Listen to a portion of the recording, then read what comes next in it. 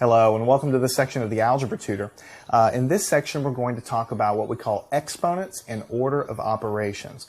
Has a fancy sounding title. I promise you that by the end of it you'll be understanding things that you never really thought would be so easy to grasp through a bunch of example problems. This is the first section in this sequence where we're really going to start doing some things that sort of resemble algebra. A lot of students get turned off to algebra in the beginning because they open the book and they see all of these symbols and things that they've never seen before. Exponents, numbers raised up high, parentheses, all kinds of things that you normally don't see until you get sort of into an algebra level, right? So we're going to break these things down. We're going to talk about what exponents are and make sure you really understand. And then we're going to get into order of operations, which tells you how to calculate things in algebra and what comes first, what comes second. I'm not going to bore you with a long list of rules. We're going to do it by working problems. So, what is an exponent? An exponent is a big word that just means it's a shorthand way of writing multiplication. It's a shorthand way of writing multiplication. Let me show you what I'm talking about here.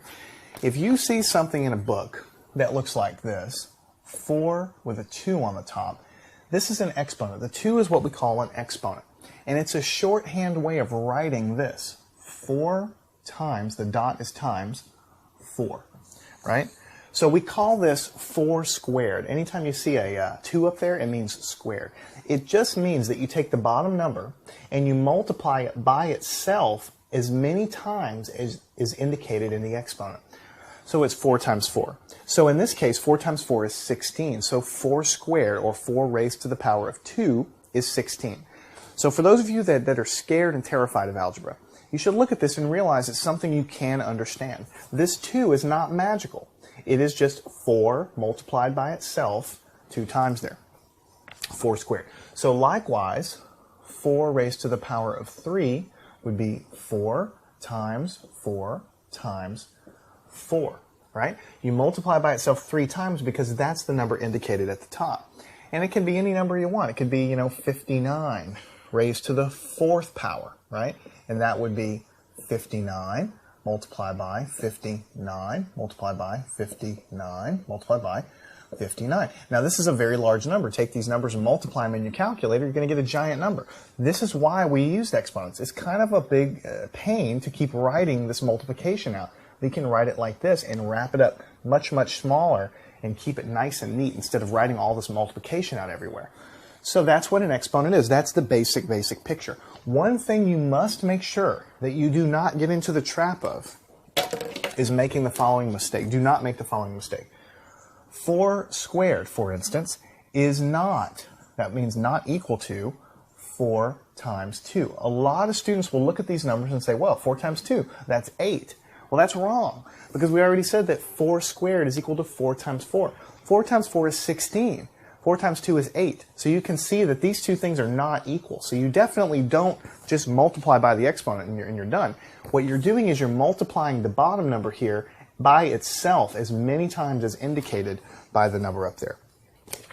So we already talked about it, but I'll just write it down. So for instance, 4 squared is equal to 4 times 4 is equal to 16. That's how you get that. All right? Let's do another one. Let's say we have 6 squared. What would that be equal to? That would be 6 multiplied by itself 2 times, because that's the number here. 6 times 6 is going to give us 36. You can see right away that 6 times 2, if you just did that, would be 12. That's nothing even close to 36. So just forget about multiplying these. You have to multiply by itself.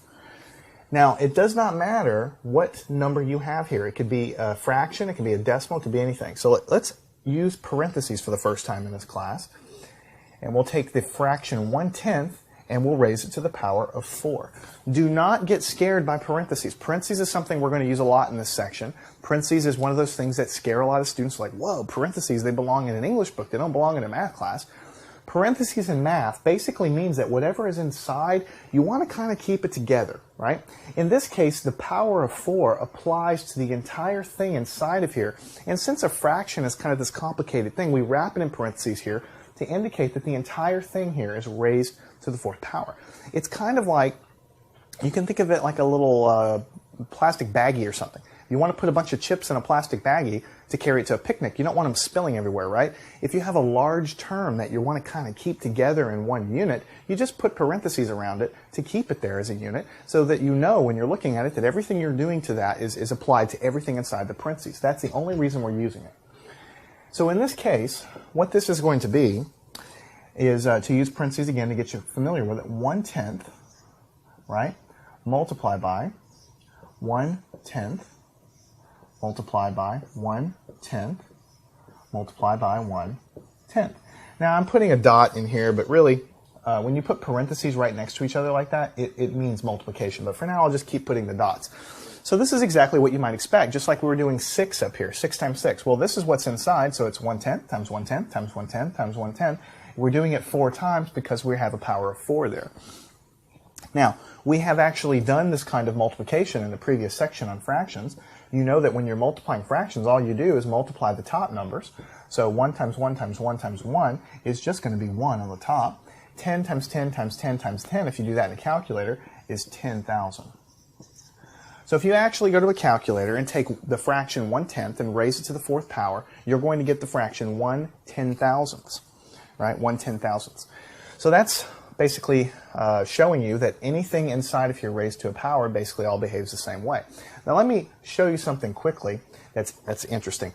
When you have something like this, 1/10 raised to the 4th power, 1/10 raised to the 4th power, it's exactly the same thing. This exponent can apply to the top and to the bottom separately. So it's 1 to the 4th power, 10 to the 4th power. It's the same thing. They're basically equal. I'm kind of teaching you a little bit of different rules as we go here that you'll pick up as we do more and more problems. But anytime you have a fraction like this with an exponent applied, you can apply the fraction to the exponent to the top and the exponent to the bottom separately. To make sure you understand that, what is 1 raised to the 4th power? Think about it. What is 1 raised to the 4th power? That's 1 times 1 times 1 times 1, which is 1. So that would be 1 on the top. What is 10 raised to the 4th power? That would be 10 times 10 times 10 times 10. We've already done 10 times 10 times 10 times 10. We figured out that that was 10,000. So we get the same answer either way. If you're going to break it up like this, you get this answer. If you're going to apply the exponent to the top and the bottom, you get exactly the same answer. They're both equivalent. All right, so let's do one more of those to drill that in. If you had the fraction 1/2 and you raise that to the 6th power, you could say 1/2 times 1/2 times 1/2 times 1/2 times 1/2 times 1/2. You can write all that out. That's fine. That's no problem. But we can also write it as 1 raised to the 6th power over 2 raised to the 6th power. We effectively can apply this exponent to the top and to the bottom when we're raising fractions to exponents like this. So on the top, what do you think 1 to the 6th is going to be? It's going to be 1 times 1 times 1 times 1 times 1 times 1. So we're going to get 1. On the bottom, let me write it out. 2 times 2 times 2 times 2 times 2 times 2. Because we're multiplying the 2's together 6 times. And when you do that in a calculator, you're going to get 1/64. So if you were to take 1/2 and raise it to the 6th power, you would get 1/64. All right? Now, I want to switch gears a little bit. We've talked a little bit about exponents. I think I've given you enough examples that you understand what an exponent is and why it's useful. It certainly isn't nice to keep writing this multiplication out. We wrap things up in exponents to keep them nice and tidy. And once you know what they mean, it's really not a big deal to understand.